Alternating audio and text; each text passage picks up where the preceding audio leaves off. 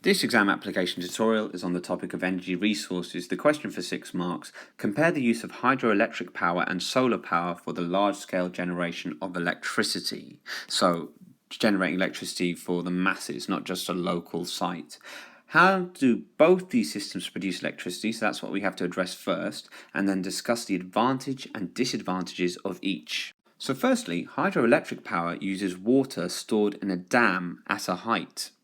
The water runs downhill to turn turbines which drive the generator to produce electrical power. So we've explained how it works, so you can see that we're getting power now. The advantage is that we meet changing energy demands easily by controlling the flow of water. If we allow more down, we get more power. If we restrict the flow, we get less power. However, building a dam and regular flooding can cause habitat loss, so that's a disadvantage. Also, we're kind of restricted where we can build hydroelectric power stations. They need to be built where it rains frequently.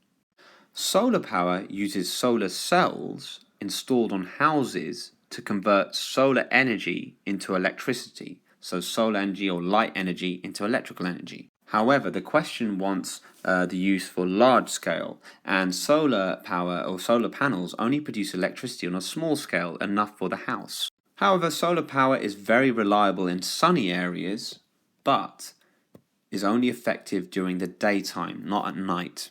So those are the key arguments for and against. The most important part of this question is the for and against arguments. So if you wanted to drop a few 1-mark lines here, I would drop some sentences which discuss how they actually work. Of course, if you write all this, you look like you really know what you're talking about, and you definitely get full marks. But, you can be a bit more economical with what you use, so you wouldn't necessarily have to explain in detail how a hydroelectric power station works.